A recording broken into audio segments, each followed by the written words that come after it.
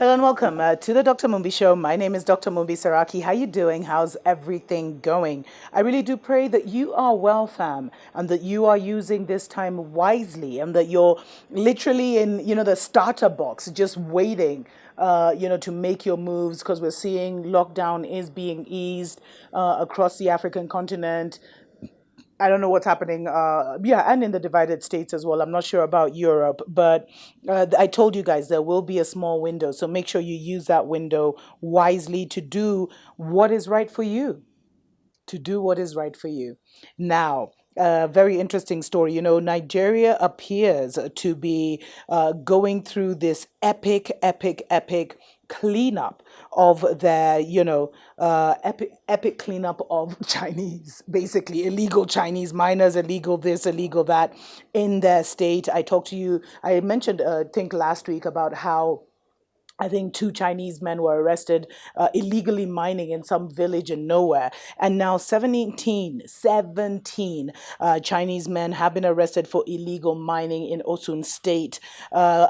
Basically, what happened is 27 illegal miners were rounded up in a sting operation.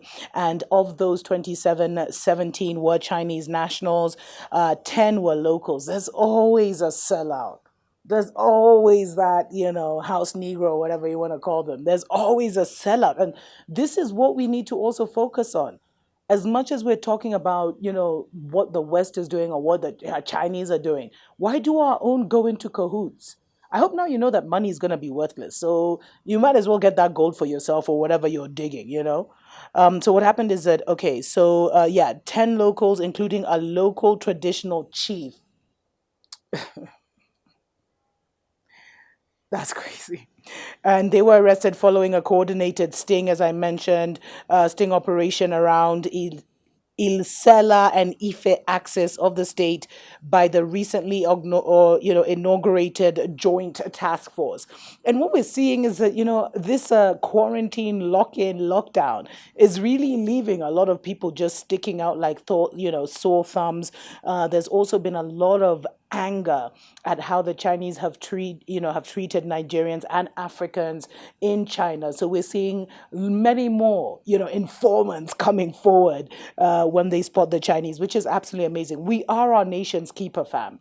If we don't make sure something's done, then those who have been bribed will just continue to make sure nothing is done. So let's all play our part. And so basically, there's this gentleman, Mr. Binuyo, and he was speaking on the developments. He's basically the deputy chief of staff to the state government, and he said no responsible government would fold its arms and watch its land being degraded by unauthorized persons. I just love the enthusiasm. I mean, how long have these Chinese been there? They obviously didn't get there during quarantine. They were probably all, there already for a while. How long have they been there? But it's still a beautiful thing. And he went on to say that aside from the economic leakages, the illegal miners flouted the COVID-19 stay-at-home order while they also polluted the Oshun River with poisonous metals, thereby making it unsafe for human consumption and irrigation. And that's one thing we've heard about Chinese miners is when they come to Africa, they leave the waterways polluted. So all of a sudden downstream, you'll see the villagers downstream getting all kinds of diseases, and they don't respect the environment. Usually, even once they're done mining, they'll just leave it a mess. There's cigarette butts, everything just everywhere. But really, of course, these people have been around for a while. It's just good that now, they're getting exposed.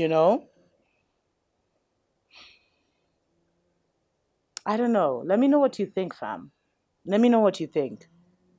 I think it's a good day for Africa. Many things are changing, and Africa will change within our lifetime. Until next time. Mwah.